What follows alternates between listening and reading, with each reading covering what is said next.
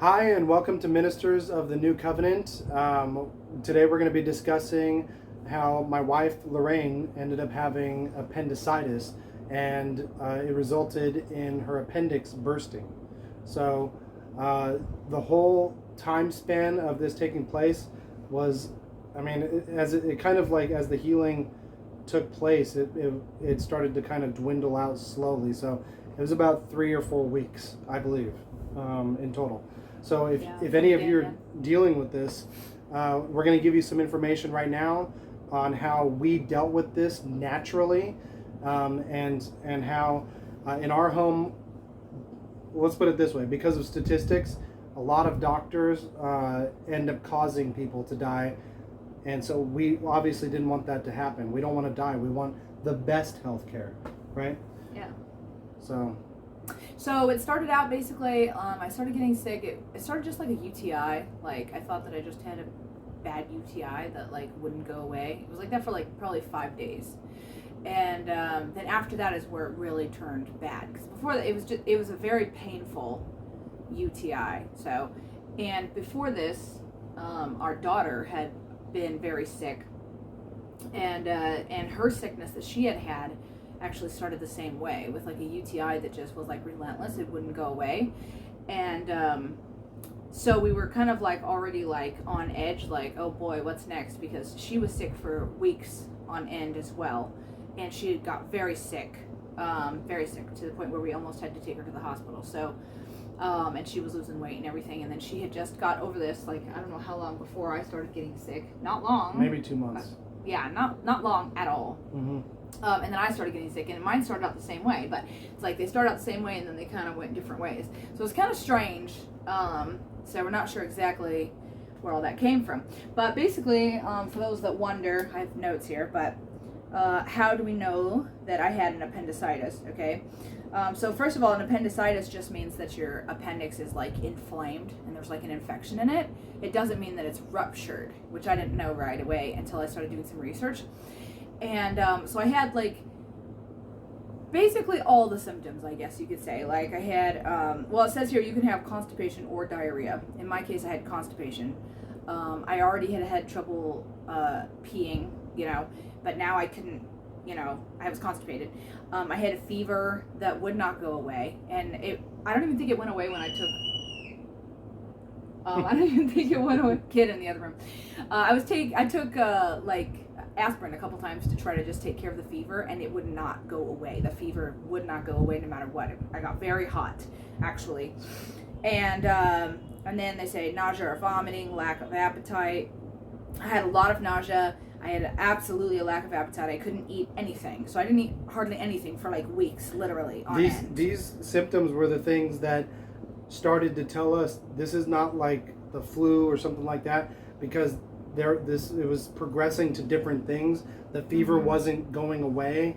It was like not affected by. So we were like, okay, something bigger is going on here. Yeah, exactly. So we started looking up the symptoms, and then it says pain when the area is lightly pressed. I totally had that. They say it's like on the right side or whatever, and I noticed that I had a pain there that would come, and it gave me a hard time when I would try to walk around and do chores and stuff. But I didn't have pain in the rest of my abdomen, so that was obviously very suspicious. That's one of the most telltale signs of an appendicitis, right? And pain that worsens when moving, breathing deeply, coughing, and sneezing. That was absolutely mine. Okay, anytime I cough, sneeze, etc. So I had essentially all of the symptoms of appendicitis, and then the UTI stuff basically took a back burner, and didn't really hurt so much when I peed anymore. This just turned into appendicitis. So then we had to start treating appendicitis. So first thing I started doing was taking colloidal silver, because I'm a big proponent of colloidal silver. So I started taking that, and I was taking it pretty good. Anybody who takes colloidal silver knows you take like a little shot, like you don't take much at a time, and you do it a few times throughout the day, right? But we had learned with my daughter, with our daughter getting sick, that wasn't enough even to help her, like, because these new special man-made super crazy sicknesses that they're manufacturing, you can't even treat them the normal way. It's like crazy. So basically my symptoms just got worse and worse, and I got sicker and sicker, and I was completely pale, And I have little ones, and I wasn't even able to take care of my little ones. And that's not normal for me, because even when I'm sick and throwing up, I will take care of my babies, my toddler who's a handicap and my baby. And I don't let the other kids really help with that too much, but I was at the point where I couldn't even take care of them. So the kids were having to, some of the teenagers were having to stay up in the night to take care of the baby and the handicapped toddler. And that's not an easy thing for me to do. So if anybody knows me, then they would know that's a sign that I was very ill. Like, yeah, so that's the illest I've ever been in my life. With regards to that, it got to the point where, I mean, I continually asked her, do you want to go to the doctor? Do you want, so if you're going through this, that's going to be happening as well. You know, you're going to be wondering, like, dude, is this going to cause my demise? Okay. Right. One thing when we researched, okay, if the appendix bursts, what is it that usually causes death? Maybe we should talk about that, because we had to examine whether or not we thought some of these things were happening. What we looked into was, if you go to the doctor and the appendix had already burst, then you could die from infection because they cut you open. So that was something we were weighing. Okay, well, if it already burst and you go in and you get surgery, you know, or let's say they do surgery and it bursts during surgery, you could die from the surgery. Whereas if you didn't go in at all and here's another thing as a side note, if you have like maybe like a stomach bleeding issue or some other injury inside and it bursts, you could get an infection into your blood that way. And so we determined, based on her health, it's very unlikely you have any other bleeding or openings, any lacerations inside, where if it does burst, you're going to get an infection in your blood. So if it does burst, or if and when it does burst, it's most likely your body's going to take care of it and flush it out, just like with a burst eardrum from an ear infection. So we started weighing all this stuff, because the doctors, they have their hands tied. If you go to them, they've got their procedures that they can do. There's only a few procedures, and I mean, it's a roll of the dice. What's going to happen, you know? Yeah, and so the thing it comes down to, it's like, you're already really ill. So in that really ill state, do you want to go and have surgery, which is very taxing on your body? To go through anesthesia, to get cut open, have things removed, stitch up. Now you got to heal from the surgery, in addition to the fact that you're already very weak and whatever. So you really have to weigh, like my husband said, because you have to kind of like, not really pick your poison, but you just have to choose where you want to roll the dice, if you want to say that. Now I'm Christian, so I don't think it was rolling the dice.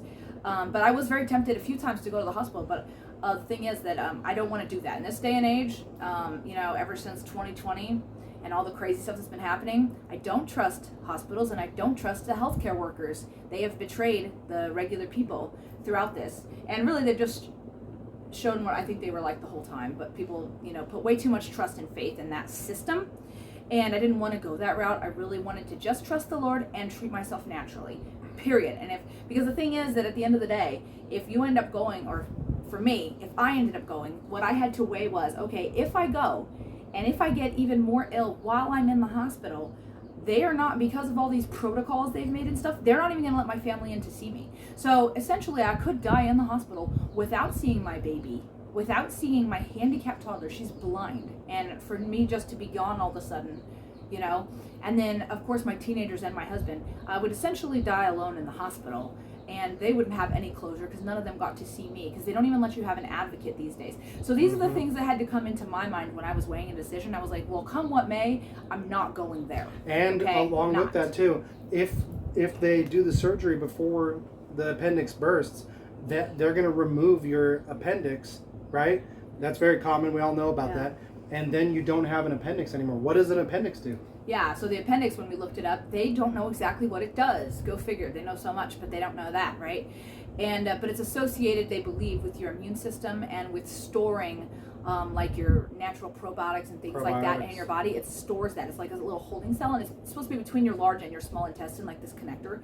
So they think that they can just essentially remove that, and that everything's going to be just fine and dandy. Like, how do you know you're not shortening your lifespan? How do you know you're not going to get more sickly in the future because you don't have that, little storage space for probiotics? It's kind of weird to just think that you could just, and it's also weird to think that that your body can heal from so many other things, but not this. Yeah. There's no way that you could heal from an infection like this, but there's so many other things that you can. But this is automatically their protocol, like take it out. And of course, then there's the antibiotics that they want to put you on, and all those things. A lot of which have, and I'm not against that. If people want to choose that, yeah, if people want to choose that for themselves, that's fine. But I don't choose those side effects because there are. My husband's been on antibiotics before where he lost like hearing, eyesight started to go away.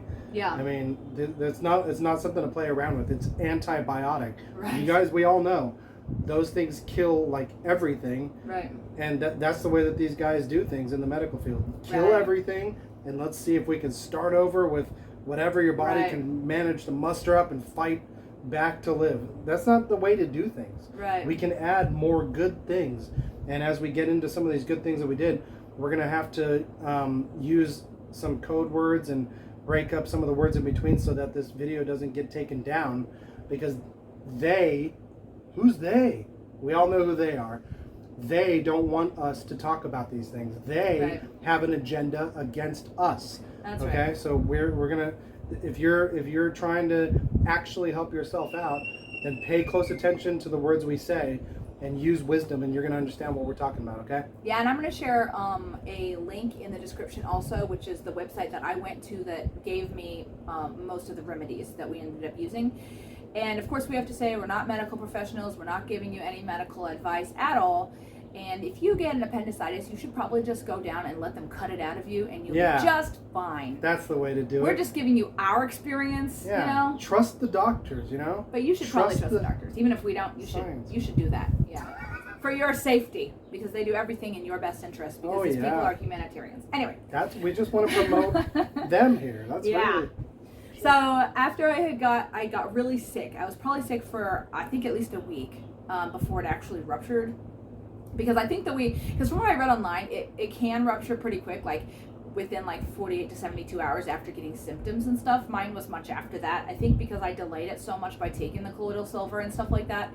So, but it just wasn't enough to stop the problem. Do you eat a lot of junk food? No. Oh, so what caused this exactly? It didn't make any sense because I don't hardly ever get sick, like hardly ever. And we make all of our own food. We don't grow our own food, but we eat very healthy. We eat a very well-balanced diet. We don't eat junk food. We make our own casseroles and all of our own stuff. So even our kids, we don't hardly ever get sick. Our daughter's handicapped, and she doesn't hardly ever get sick. And she's got a compromised brain and immune system. And so, we eat very healthy. So it didn't really make sense that I suddenly, randomly had an appendicitis. But there you go, right? So they're trying to do what they can. That's right. There was when this was happening with her, I said, hey, don't be surprised if there's a news report that comes out later that other people had the same symptoms as you and they were in the hospital for the same reason, because that's what happened to our 2-year-old. That's right. And those other kids, some of them died and others had to get liver transplants.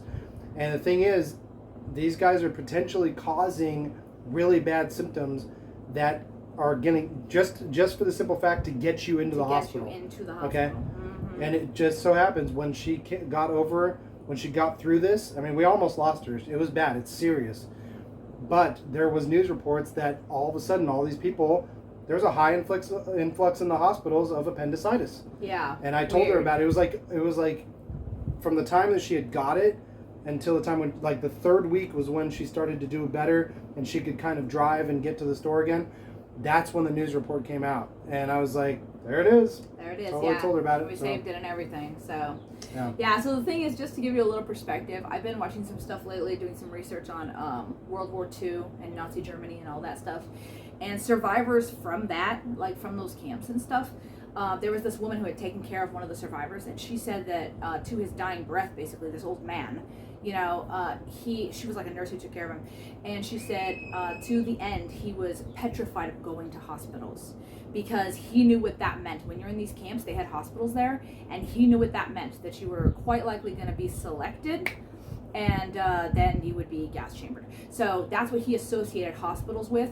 Not a good thing. Okay, so obviously sometimes hospitals can be a good thing, whatever, that's up to you, but there's a reason that a lot of people want to avoid the hospitals, especially these days, and that's all I'm going to say. That's up to you. So Yeah. So basically, after I had been super ill for about a week, my kids are helping to take care of their siblings and stuff like that, right? Then it basically went from bad to worse. But we didn't tell them what you were doing because we had held it back some from taking colloidal silver. There was very little that I was already doing at this point. I started taking a lot more things after it ruptured, and I'm going to share those things with you. But before that, I was really just trying to pound the colloidal silver, and because I have a lot of. I don't know if you're allowed to say that. I already said that like 3 times. Oh, you can say it? Mm-hmm. All This right. is just my testimony. I don't recommend that you ever take it. Yeah, that's not a cure for anything. We're just talking about things that we like to, natural things we like to do. Yeah. Randomly. It's true. So I had already been doing that, and then I had made some oregano oil. If you go to my channel, I have a video of how you can make some cold brew oregano oil, just a naturalistic healing sort of thing in general. And I know from dealing with children that you can put stuff on the soles of their feet. So my husband had the idea to put it on the soles of my feet because your body can suck that up because it has antibacterial properties and all this stuff. And if you look up a foot massage chart, also, because we weren't quite sure what was going on, there's on a foot massage chart, which I got off of Pinterest, then it shows like if you rub this one spot, that is associated through the nerves directly to the stomach. Right. So that's what I was working on. So he was working on that, and he was also massaging my belly every day. He was doing this to try to keep that thing from getting too swollen up and kind of maybe like get it to work so that the infection could just pass out of it and it could heal. So you can talk about that. There was an abdomen massage video I watched that had to do with digestion, and so I was going off of that. And so what you're supposed to do, I don't know if you can see on my stomach, but you're supposed to start on like your right side, and then you massage up, and then you go over right like where your stomach is, and you go over, and then you go down the left side, okay? And you just keep doing that, and you're helping your intestines to move things through. And as I was massaging that area just like that, I stopped over her appendix, and I could feel like bubbles moving through. It was gargly feeling. And that spot was hard too. And it was hard. So, yeah. Yeah, and I could feel it too when he would do it. That bubbles he's talking about, I totally felt that where I was like, whoa, something is moving when you do that. And and it was uncomfortable, that's for sure. But it was just in that spot that it was uncomfortable. It wasn't my entire abdomen, like we talked about. So I guess basically, then we'll move on. Then kind of held it back, so it took a little bit more time for it to rupture than would be usual. But then basically we figured out that it ruptured because this one day I just got extra bad.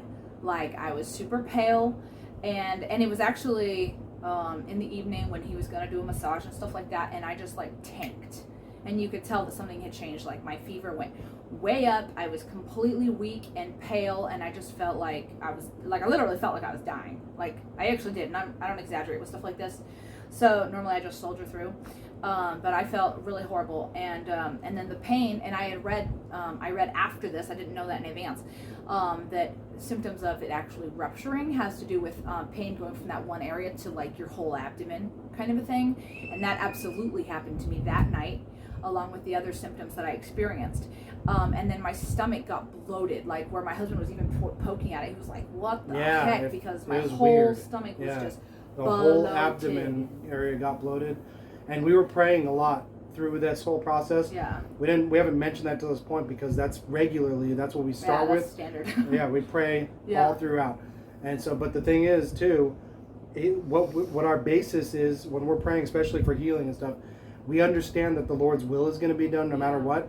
And so we just trust him, and we have to wait after we've asked him, okay? And we wait and see what his plan is going to be. Because honestly, if she would have passed away from this, that is a huge, huge thing. I mean, she would go directly to the presence of the Lord at that point. That's huge. Is she going to get to go to heaven that soon at this point in time and then not be part of the Lord's work after this? There's a lot that goes to it is my point, okay? So if you're going through this, then understand what the Lord's will is for you. Walk in that. Don't get scared, just walk in the Lord's will. We don't have a spirit of fear, right? We have a spirit of boldness, and we're bold in Christ, okay? So don't get fearful. If you're going through this, then pray and just be in the Lord, okay? Because you will not be allowed to die if you're in the Lord's will and He's got stuff for you to do. It's just not going to happen, okay? It's just not. But none of us knows when our time is. So, and definitely don't get so scared that you get jumpy and you go to and you're anxious. Somebody that has a record of... Who's going to seal the deal for you? Yeah. You know what I mean? Whoever that might be. Yeah. Anyway. Yeah, so basically after, I have some notes here I wanted to get out, but after it ruptured, okay, and I could tell it ruptured, and I had even texted some friends that night, and I was like, dude, I think my appendix just ruptured and stuff. I had all the symptoms of it, and I just tanked even worse. And I was already super ill before this. So I completely tanked. So that's when we really had to face too, like, okay, are we serious about this? Not going to the hospital thing for us, you know? Or because you have to think about, you know, the fact that I'd be leaving kids behind and whatever, but like I said, it wasn't an option for me because I'm not going to go, and then they're not even going to let me around my kids and all this other stuff. So and at this point I was, like I said, I was so ill. It was like, do I want them to let them cut me open right now and just add insult to injury to my body that's already having a hard time? So I really started looking up natural things and seeing, is there a way that you can treat this naturally? And if it ruptured, which it did, then all that crap in there basically goes into the rest of your abdomen, hence the pain and everything. And you can get a blood infection and it'll spread to other organs and stuff, and then they say you go septic, right? So that's what you have to watch out for. And so we were like, okay, well, it's just an infection then, albeit a very bad and scary infection. But it's not like nobody's ever treated an infection before. So we started looking up other things. So I'm going to share with you some of the things that we did, and I was on it because I was literally facing death. And I had already been so ill that I knew that this literally could be it. So this was like basically my last chance to treat myself naturally.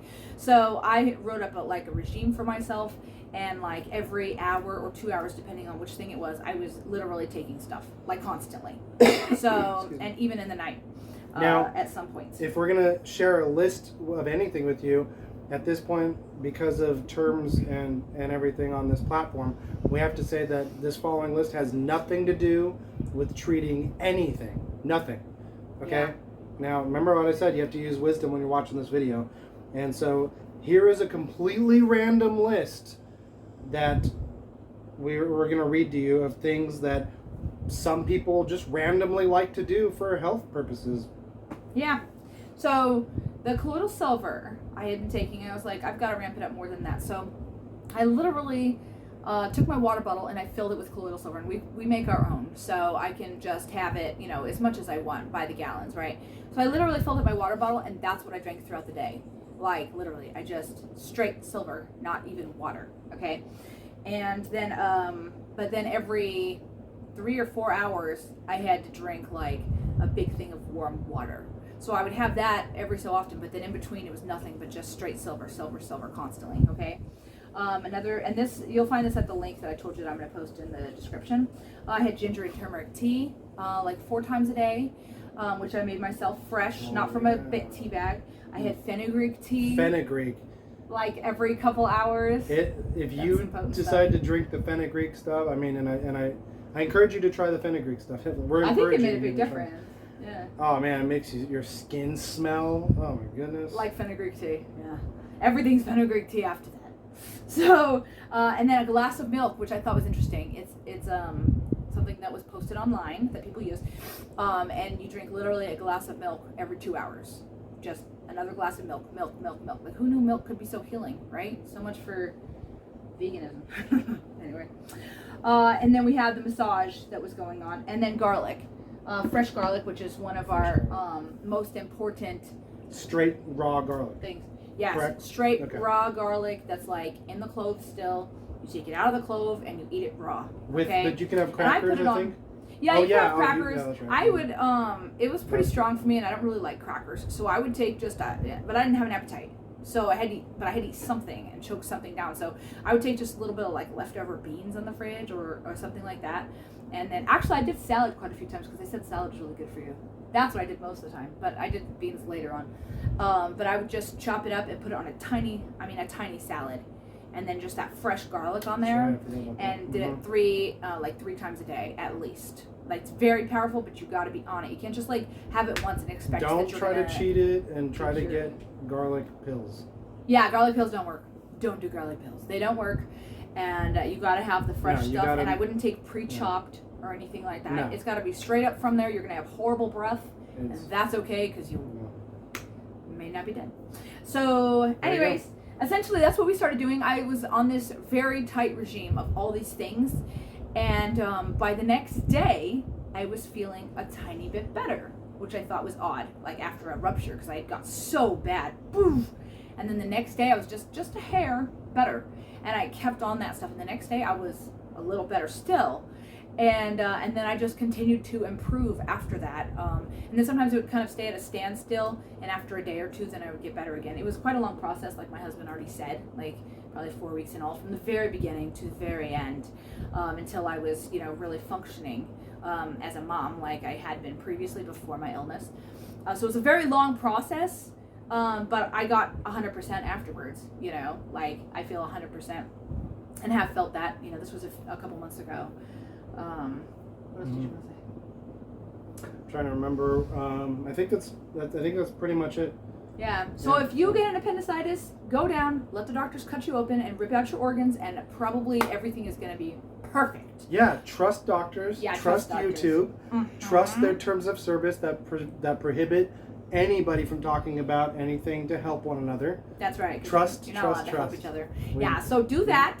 Yeah. But I just wanted to tell you my little story of what we did, because we still so far have a tiny shred of personal choice, and it worked for me. I had an appendicitis. My appendix did burst, and I got better 100% from natural stuff. For me, I got better 100%. And all glory goes to the Lord, because I knew that it was a great possibility that I could die. Mm-hmm. So just doing any of these regimes does not mean that you are going to live. I know that it's the Lord who did it, but I also know it's the Lord who gives us these natural things. He's so amazing. He literally created these awesome natural things that can heal us and strengthen us and all this other stuff too, And I got, super close to the Lord through this too, because I knew, like, I literally might be, like, literally some nights when I went to sleep, I wasn't sure if I was going to wake up the next morning. That's how bad it got. And I'm not, like, paranoid with stuff like that, but I was like, wow, dude, like, are they going to wake up the next day? And then mom's just, like, dead in bed. So it was very rough, but the Lord got us through it, and that is the facts. You can believe it or not believe it. But at the end of the day, trust the doctors and trust the science. So hopefully they're not going to take this video down. If they do, then we've already discussed. Then, if we end up losing the battle here, and then we're just not going to continue doing videos on this platform any longer. Yeah. And it's like we'll let the Lord judge them. There might even be a judgment, like I told them when they took one of my videos down before. And I told them, I said, well, after Nazi Germany got in trouble, there was some trials that took place, and I said, if anything like that starts to go down in our time, then I'm gonna have to join a class action lawsuit against you guys, I guess. And then magically, my video reappeared, and they gave it back to me. And so there was not really a comment or anything. No comment. Okay. So anyway, we'll see how this goes. But this should be, the reason I'm mentioning is because this should mean something to you. Why don't they want you to get better? Right. We gotta wonder about that, you guys. Yep. We're trying to be here for each other. We don't have to make this video. Right. We don't know you, okay? But we pray for you. We hope that the Lord's going to bless you, and we want you to succeed.